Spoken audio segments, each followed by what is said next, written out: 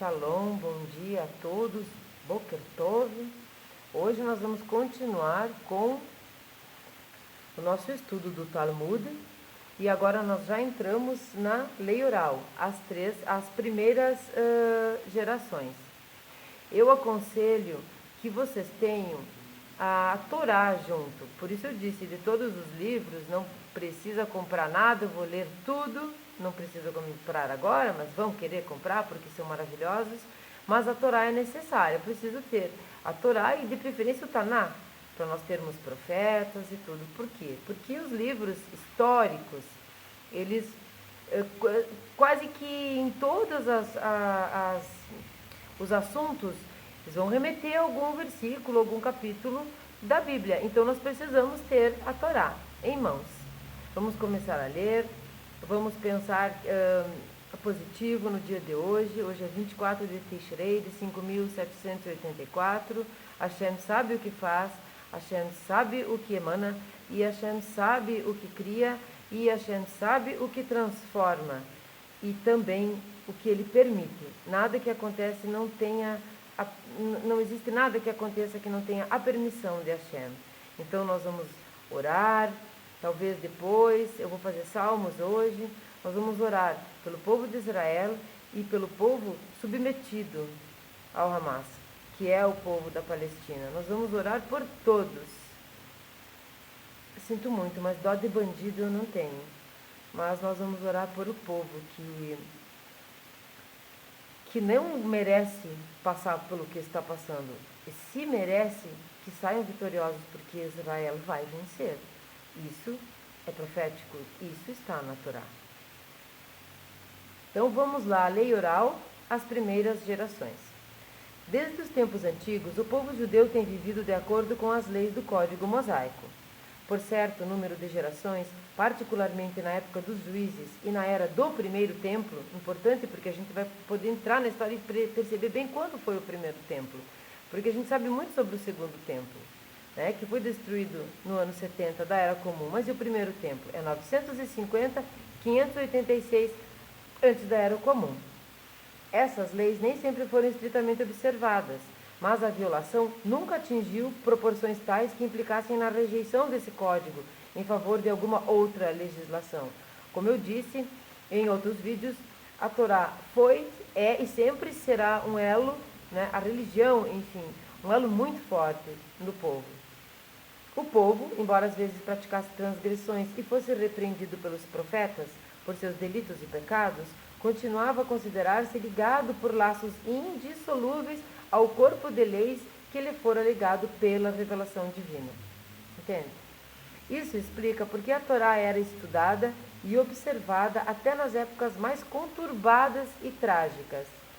E quase desde o início a lei oral acompanhou a lei escrita. Vou reler essa frase. Isso explica porque a Torá era estudada e observada até nas épocas mais conturbadas e trágicas. Particularmente comentando, eu nunca vi nenhum exército recitar os salmos, cantar canções religiosas de louvor a Hashem como o povo de Israel. Se você sabe de outro povo que faz isso, que fez isso nesses tempos tão absurdos, pode comentar. Comente aqui embaixo para eu conhecer outros povos, porque eu nunca vi nada igual. Cantar, louvar, agradecer, pedir proteção a Hashem. Muito pouco sabemos das origens e primeiros desenvolvimentos da lei oral, por serem em geral esparsas as formações sobre a vida cultural e espiritual na era do primeiro templo, muito antigo, né? Mas, a partir de várias referências da Bíblia, podemos verificar como a lei oral se desenvolveu para interpretar e complementar a legislação escrita. Fazemos isso até hoje. Você pega uma criança, conta uma história, ela não conhece determinadas palavras, às vezes vê um desenho na televisão, não conhece determinadas palavras, você vai precisar explicar o que é isso. E isso é oral. Então, é muito necessário as duas caminharem juntas, a Torá e o Talmud. Está claro, em princípio, que todo código legal escrito deve ser acompanhado de uma lei oral. Em primeiro lugar, a tradição oral é inerente ao próprio ato de transmitir o uso de palavras e à própria preservação e estudo de uma linguagem. Cada ideia e cada palavra da lei escrita tem de ser passada de geração a geração e explicada aos jovens. Onde se trata de palavras simples do dia a dia, isso ocorre automaticamente, como parte da transmissão normal da língua viva, mas sempre existem palavras raras que requerem elucidação especial.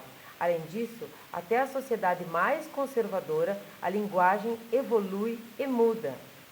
E os documentos de uma era podem não ser claros para a geração seguinte. Enquanto o povo judeu falou o hebraico bíblico e nele escreveu, a transmissão processou-se com facilidade, mas ainda então era necessária uma tradição, uma lei oral para preservar o significado das palavras. Eu já comentei em outro momento que o hebraico bíblico é um pouco diferente do hebraico moderno, porque o hebraico moderno teve essa dinâmica, né? Coisas que surgiram depois, né? Como eu falei do computador, Mahshef, essas coisas não existiam. E também para poder explicar por conta da língua estar viva, língua viva, né? Que língua viva significa que sofre mutações, com o dinamismo da sociedade e da linguagem. O vocabulário básico e simples foi preservado através dos séculos e nunca suscitou controvérsias ou incompreensões, mas as palavras menos comuns, por exemplo, nomes de objetos, plantas, animais e assim por diante, nem sempre eram decifráveis sem a ajuda de uma tradição oral. Nós vamos perceber agora a importância disso, porque como é que eles sabiam o nome de tantos animais para saber o que era proibido ou não? Como é que eles poderiam saber sobre o tzitzit, sobre o teflim, sobre as plantas utilizadas, as 4 espécies utilizadas em Sukkot? Como eles poderiam saber isso se não tivesse a lei oral para passar isso adiante? E nós vamos ver isso agora. E não por coincidência, Sukkot terminou há 2 dias, né? Os eruditos judeus foram obrigados relativamente cedo a admitir que certas palavras da Torá, por exemplo, os nomes dos animais, eram para eles desconhecidas e não tinham meios de identificá-las. Em casos em que as palavras não eram explicadas ao estudante por um mais velho, que realmente indicava o objeto, ele dava o nome, seu significado não podia conservar-se por muito tempo. Portanto, a tarefa básica da lei oral era transmitir o significado de palavras. Em partes ainda é. Agora é mais, agora é o significado das palavras, o conceito e os objetivos daquele processo, daquele ritual, por exemplo. Algumas destas eram facilmente entendidas, outras eram menos claras. Quando o texto da Torá se refere, por exemplo, com relação a uma das 4 espécies da festa de Sukkot, a ramos de árvores frondosas, a expressão poderia aplicar-se a várias espécies botânicas. Assim, era necessário que o pai ou o professor explicasse ao estudante que a referência era feita à murta, a planta. Novamente, quando o texto fala de totafot, os filactérios, os professores, de então, eram obrigados a explicar que esses objetos eram os mesmos mais tarde conhecidos como teflim.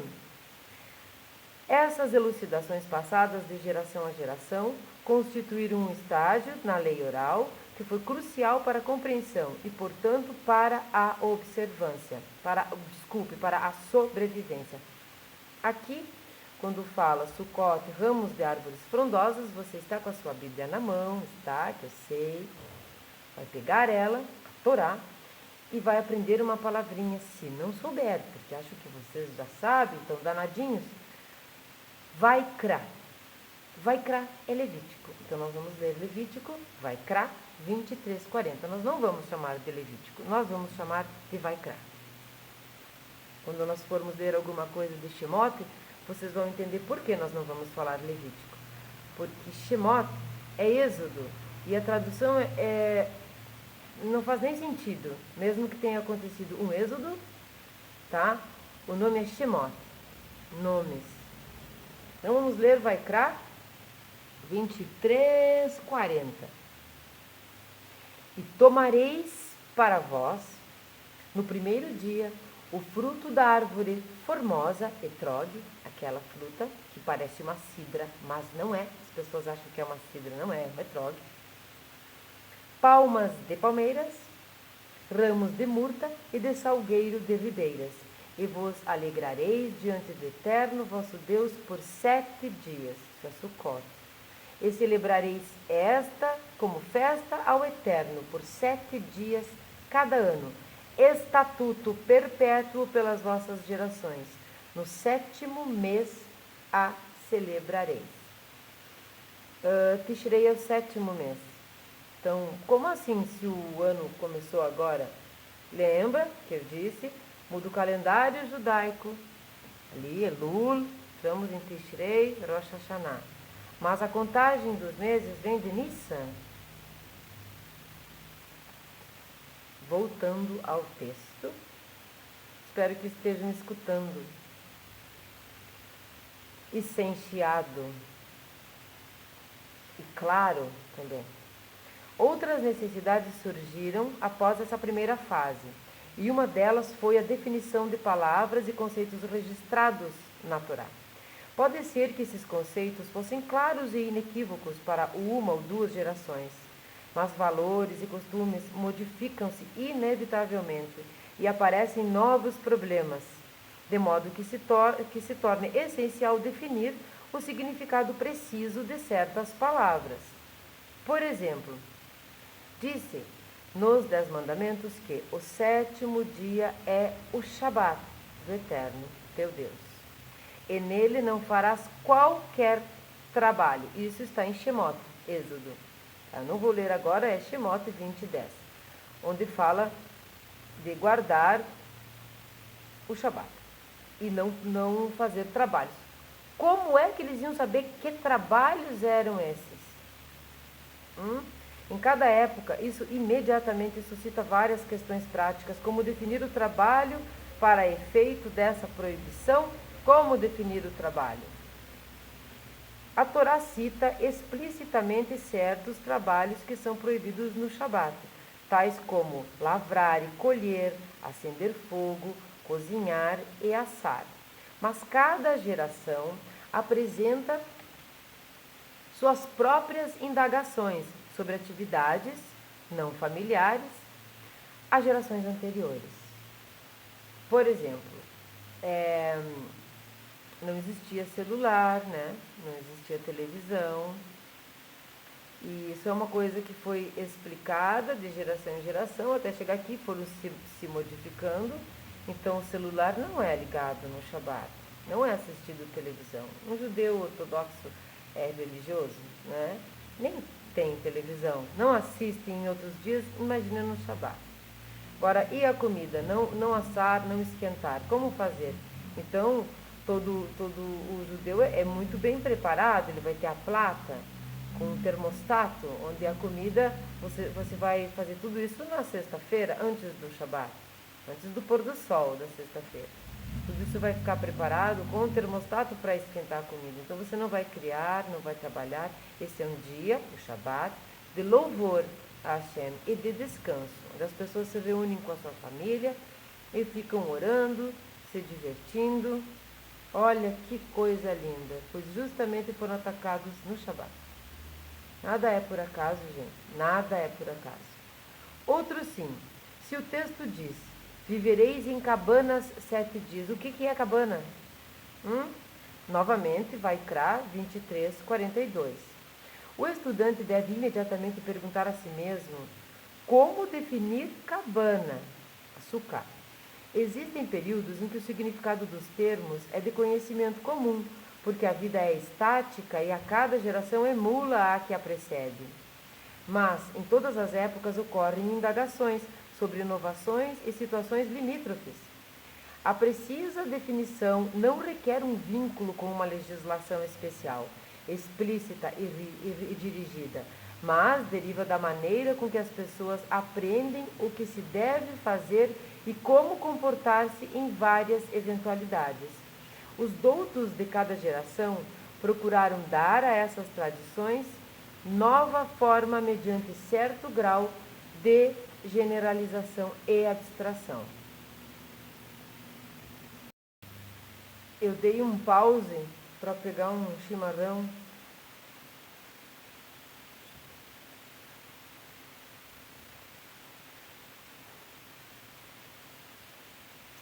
Porque eu estou com a boca seca e aqui está frio novamente.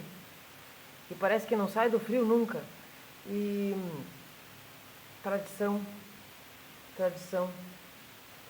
não aprisiona, tradição é tudo de bom.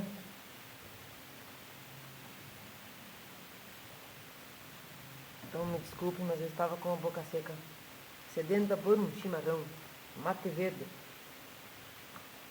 Outra importante tarefa da lei oral, que andava a par com a lei escrita, relacionava-se a costumes populares ou fatos de conhecimento geral que não foram pormenorizados no texto bíblico e só podiam ser aprendidos através da tradição oral. Por exemplo, ao se referir ao abate de animais. Muito importante. Muito importante. Inclusive o próprio abate dos animais, a maneira do corte e tudo mais, com todo o total respeito e bênçãos e tudo mais, era uma profissão. Ainda existe. Ainda é uma profissão, mas hoje é escassa, né? Muito menos pessoas. A Torá diz: poderão matar de teu gado e de teu rebanho. A Torá permite. Conforme te mandei. Aqui está em Devarim 12:21. Eu não vou buscar agora para nós lermos. Vocês tenham a Bíblia sempre junto. Devarim é Deuteronômio. Nós não vamos utilizar a palavra traduzida. Nós vamos utilizar a palavra hebraica, tá? Devarim. 12:21. E o mandamento citado liga-se a uma tradição oral. Se o texto determina que um homem que se divorcia de uma mulher tem de dar-lhe por escrito um Sefer Kiritut, o ato do divórcio, Sefer é livro, né? Então é um documento do divórcio. O que se admite tacitamente é que havia determinadas maneiras com que se podia escrever o divórcio, e este Sefer Kiritut é um procedimento comum. Todos esses fatos se incluem no domínio da lei oral. Um foi contando para o outro como fazer, né? E o que é que a lei escrita estava querendo dizer com aquilo, a fim de se saber o que se deve ser feito no sentido da observância dos preceitos da lei escrita.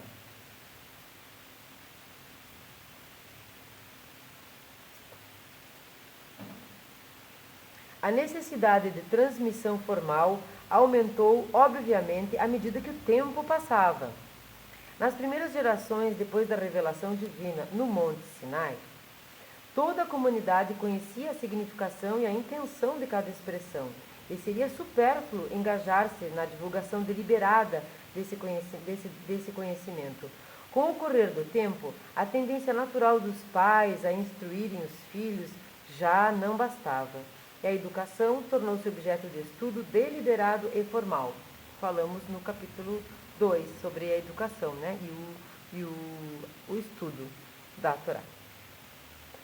Os jovens aprendiam dos mais velhos e dos professores tanto os ensinamentos escritos quanto sua interpretação e elaboração, bem como a passar da teoria à prática e o significado de todos os conceitos e palavras que não eram evidentes por si mesmos. Vemos, pois, que o Código Mosaico, como qualquer outro corpo de leis, requeria enquadramentos dentro dos quais os problemas pudessem ser debatidos e esclarecidos. Uma tradição viva que eruditos estudiosos, tanto da lei oral como da escrita, fossem autorizados e qualificados a transmitir.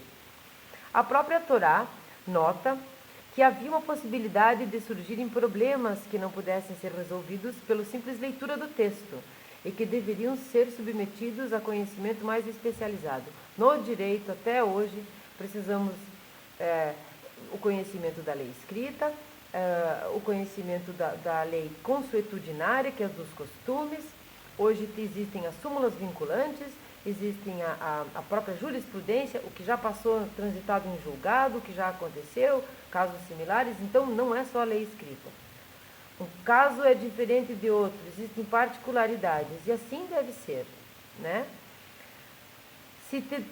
Esse está em aspas. Se te deparares com uma questão demasiado difícil de julgar entre sangue e sangue, pleito e pleito, golpe e golpe, sendo matérias controversas em teu âmbito, levanta-se e vai ao lugar escolhido pelo Eterno teu Deus, e irás aos sacerdotes e levitas e ao juiz que houver nesses dias e perguntarás, e eles te dirão qual o sentido da lei.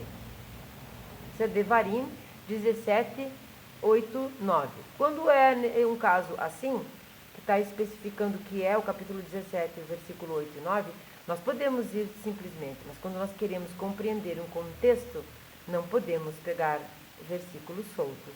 Nunca esqueçam isso.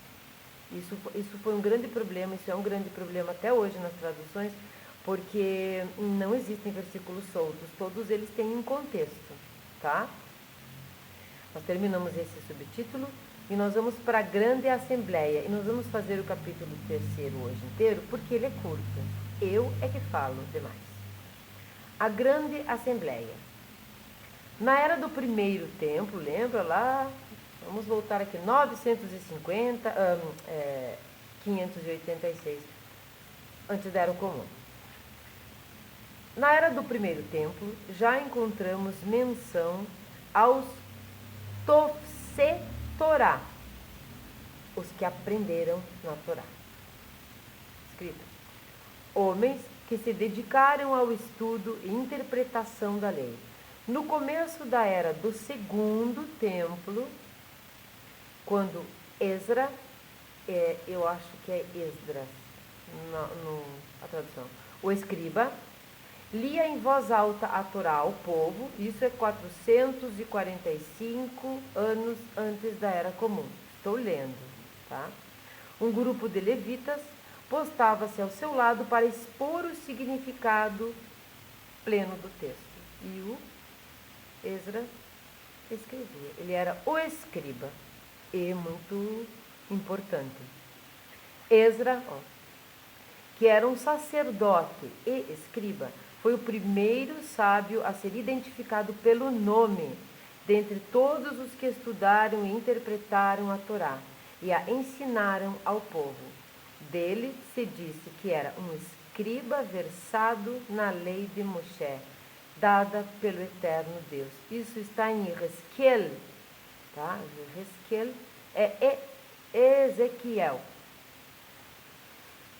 capítulo 7, versículo 6. E a tarefa que assumiu tornou-se missão de todos os professores que se seguiram, porque Ezra preparara seu coração para buscar a lei do Eterno e ensinar em Israel estatutos e julgamento.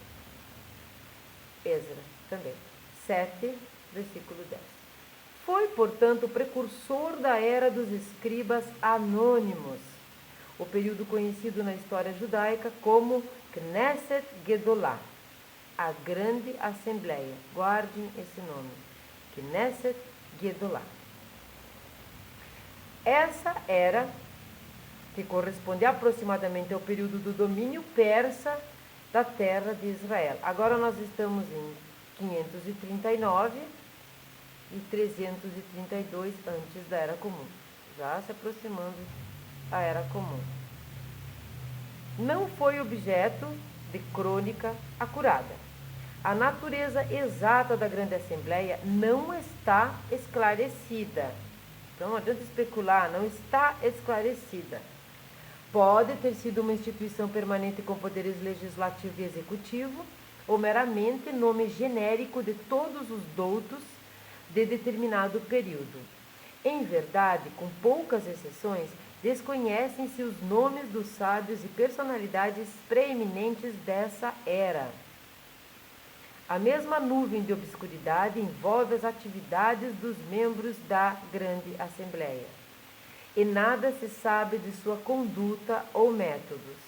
Mas, cultural e espiritualmente falando, esse foi um período decisivo nos anais do povo judeu. Ele deu ao judaísmo sua estrutura espiritual peculiar e bem definida, que apesar das alterações e modificações, sobreviveu através dos séculos na Terra Santa e na diáspora. A obra da Grande Assembleia está ligada às atividades dos sábios dessa época, que eram conhecidos pela denominação geral de Sofrim, os escribas. Né? E diz o Talmud, eram assim chamados porque contavam todas as letras da Torá. Contavam. A palavra hebraica sofer significa tanto escritor como contador. Por isso que sefer é livro, porque o shoresh, a raiz, o radical, é o mesmo e deriva do mesmo shoresh. Sofer, escritor ou contador, sefer, livro, às vezes documento. Essa contagem não deve ser entendida no sentido estrito e literal. Eram os membros da Grande Assembleia, na verdade, que coletavam os escritos sagrados, decidiam que livros deveriam ser consagrados na Bíblia e que capítulos de cada livro deviam ser selecionados. Foram eles que deram à Bíblia sua forma e estilos definitivos. Bem importante nós compreendermos isso. O completamento da Bíblia, um dos maiores projetos da Grande Assembleia, também marcou o começo do reinado da lei oral. Uma vez concluído o trabalho de canonização da Bíblia, conhecidos e aceitos por todos quais escritos constituíam a autoridade central em que se alicerçava a vida judaica, deparou-se aos escribas a tarefa de organizar e estudar a lei oral. A enorme quantidade de material acumulada em séculos era multiforme e diversificada, e nem sempre disposta de forma a facilitar os estudos. Os homens da Grande Assembleia, os escribas, começaram por estudar as tradições orais que incluíam interpretações, costumes e precedentes legais, e sua principal realização foi a ligação dessas tradições com a lei escrita. Foram esses escribas que elaboraram os métodos básicos do Midrash, lembra? Halahá, exegese halaica. Isto é, métodos de estudar e derivar a halahá dos próprios textos bíblicos. A exegese é extremamente fundamental até nos dias de hoje. Você precisa conhecer o texto, conhecer a gramática, conhecer as ferramentas de linguagem para poder entender e contextualizar o que queria dizer, conciliando aparentes contradições do texto, interpretando informações enigmáticas e analisando e resolvendo problemas através do esquadrinhamento do texto. Procuraram também encontrar meios de introduzir ordem na massa de material de modo a facilitar sua transmissão sistemática e estudo metódico. A Grande Assembleia ocupou-se, igualmente, de criar numerosos novos regulamentos quando se fazia o mistério. Cumpre recordar que no início do período do Segundo Templo, a comunidade judaica na Judéia, que consistia do grupo de exilados que retornaram da Babilônia e dos remanescentes da população autóctone, diferia grandemente quanto à composição e estrutura da comunidade da época do Primeiro Templo. Gerações se passaram, né? Se bem continuassem a existir vestígios de divisões tribais, estas já não tinham grande significação. As propriedades não estavam mais demarcadas como no passado, nem os sacerdotes e levitas podiam estabelecer-se em todas as cidades que outrora lhes haviam pertencido. até o templo não fora construído exatamente de acordo com o plano do primeiro templo. Aqui vem uma coisa interessante. E nele faltavam numerosas coisas, sendo a mais impressionante omissão a da Arca da Aliança. Mudaram o regime como um todo. Enquanto na era do primeiro templo prevalecera o sistema monárquico, o foco do poder ia agora deslocando-se dos nobres de descendência real para o sumo sacerdote e o conselho de sábios, que depois se desenvolveu no Sanhedrin, lembra? No Sinédrio. Todos esses desenvolvimentos requeriam novas ordenanças e leis para regular a vida cultural e religiosa. Sem bênção, porque já fiz a bênção e pretendo continuar tomando água, sem cessar. Era necessário reconstruir uma forma de vida judaica calcada no código mosaico, mas que também tomasse em consideração as mudanças havidas desde os dias do primeiro templo. A grande aliança, aqui você ver Neemias 9.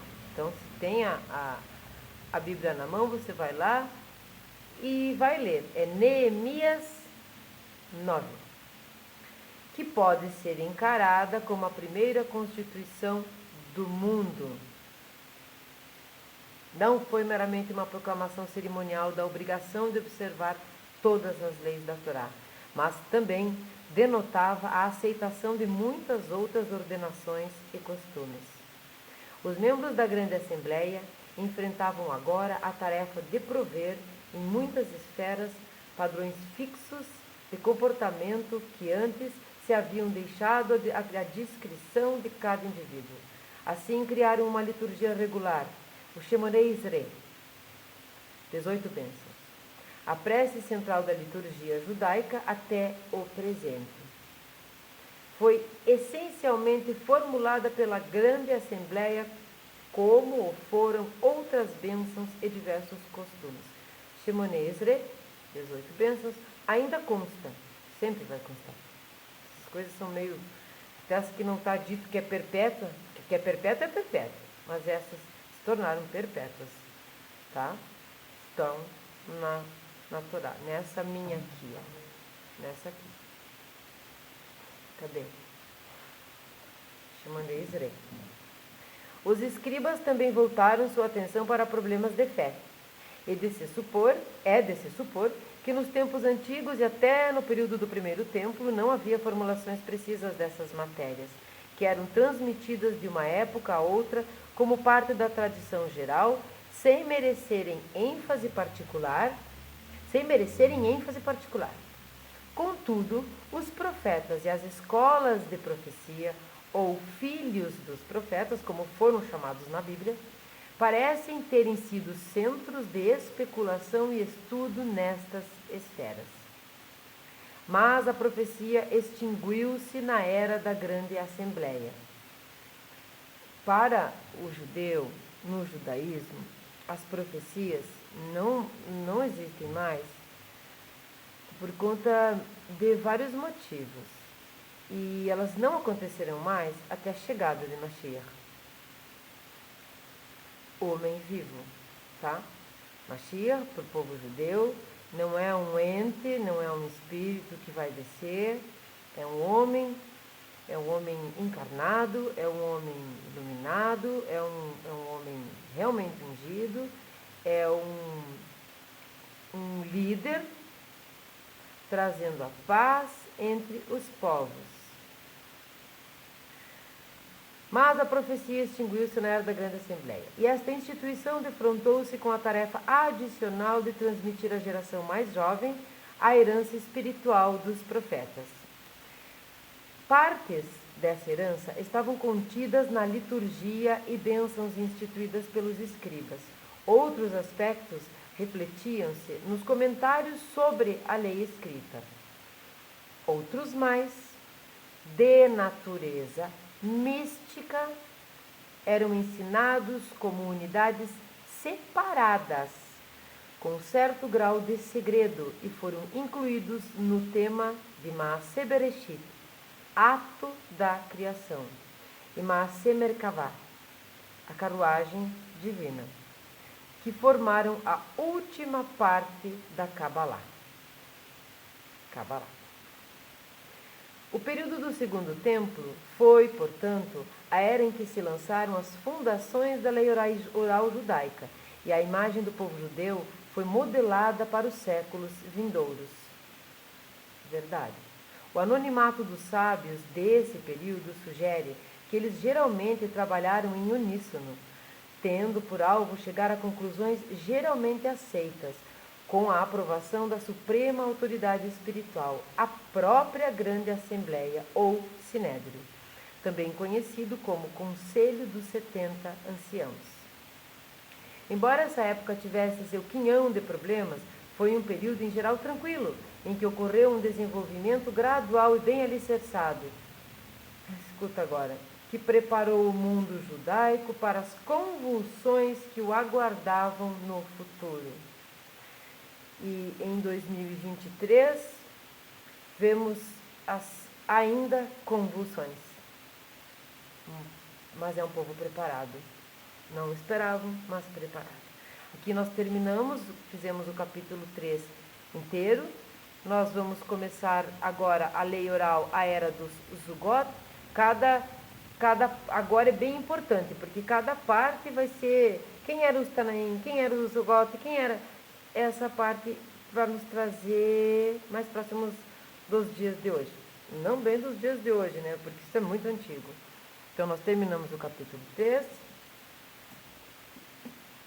E agora, o que é que nós vamos fazer? Nós vamos dizer tchau. Mas antes disso, nós vamos ler. Me desculpem que eu não procurei antes.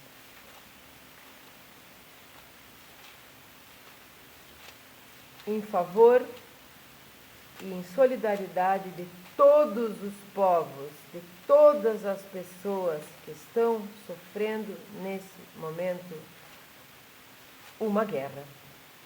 Porque, como eu já disse antes, no vídeo que eu fiz anteontem, no Shabbat, fiz um vídeo no Shabbat. Somos sim uma só família. Então, daqui por diante, no final de cada leitura do Talmud, nós vamos ler o Salmo 20. Ao mestre do canto, um salmo de Davi. Que o Eterno te responda no dia da tua tribulação e te traga um refúgio seguro, o nome do Deus de Jacó. Que de seu santuário te envie auxílio e que de Sion te traga amparo. Que com prazer aceite todas as tuas oferendas. Conceda o desejo de teu coração e realize teus desígnios. Que nos rejubilemos com tua vitória e ergamos estandartes em nome do nosso Deus. Atenda o Eterno a todos os teus anseios. Agora sei que o Eterno trará vitória a seu ungido. Ele lhe responderá de seu santuário celeste com a força salvadora da sua destra. Alguns confiam em carros, outros em cavalos, mas nós, somente no nome do Eterno, nosso Deus. Aqueles caem e sucumbem, mas nós nos erguemos e nos revigoramos. Salva-nos, ó Eterno. Responde-nos, ó nosso Rei, no dia em que te invocarmos. Então nós invocamos Hashem nesse momento, que traga a vitória e o término dessa guerra, o quanto antes. Shalom, shalom, shalom, shalom, shalom aleichem, shalom a todos. Tenham um bom dia e até a próxima.